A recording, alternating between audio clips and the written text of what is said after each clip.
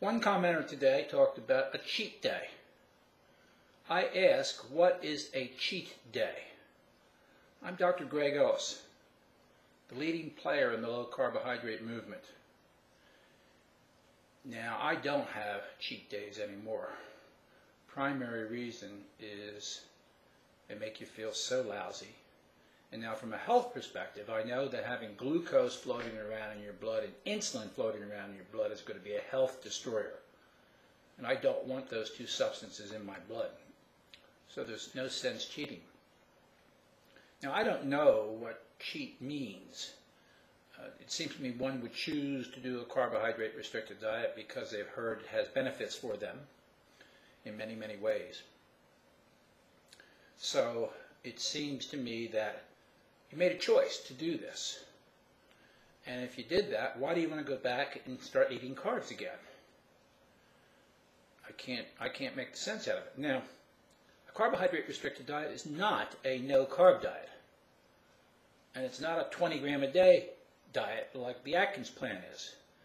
In the regular, normal parlance of a carbohydrate restricted diet, anywhere from 60 to 100 grams a day is fine.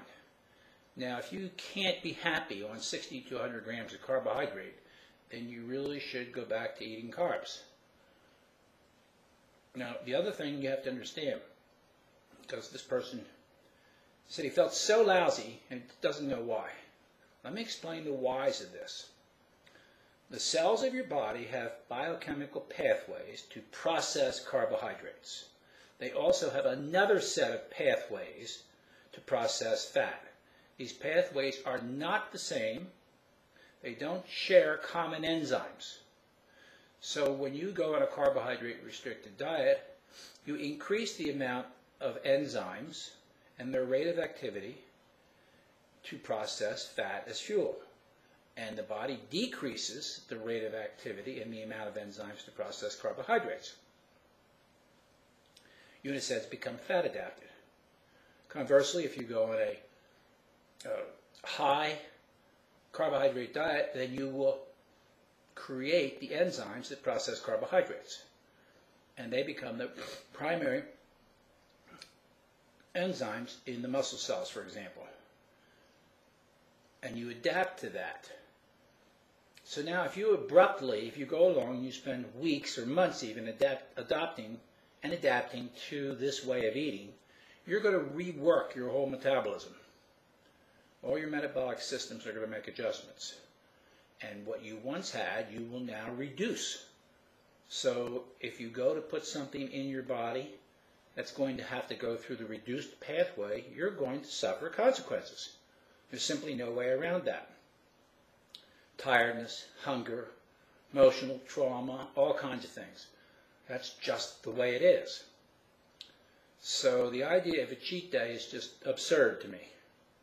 I don't like even thinking about it. And I don't really have them anymore. I used to have them until I committed to giving up on carbohydrates or minimizing them. But I had to go through this. So obviously some of you are going to have to go through this. But I get away from that word cheat because I don't know what you're cheating from. You chose to do this and it works. And if you eat some carbohydrates on a regular basis, you'll get all that you need.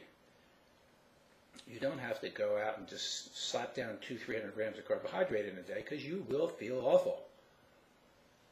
Now you'll readapt pretty quickly if you only do this for a day. But if you do it for a binge of 2 weeks or longer, you're going to start readjusting your metabolism all over again. And things will change. Some of these enzymes have a maximal rate of activity and a minimal rate. Well, they all do. They all have a maximal rate of activity and a minimal rate of activity. And for one of the major ones, in pulling triglycerides out of the blood and taking it into the fat cell called lipoprotein lipase, that has a maximal range of activity spanning 12 hours. It will go max, and then 12 hours later, if you eat something that stimulates it to go to minimum, 12 hours later it will be at its minimum. So the changes in these things occur very rapidly, typically within minutes. And full adaptation, however, takes a lot longer. So this reminds me of the stupidity of the glycogen-loading diet. Now, I've had discussion with this before. Glycogen is stored glucose, and everybody believes you have to have glycogen to perform exercise and do your exercise. It's utter nonsense. Your body wants to burn fat as its primary source of fuel. If you condition it to do so, it will do it better and better and better, and you will reduce your need to even use any glycogen at all. That's what happened to my rats in my PhD experiment. They didn't use any glycogen. They didn't need it. And they ran forever on the treadmill. So you get away from the idea that you need glycogen.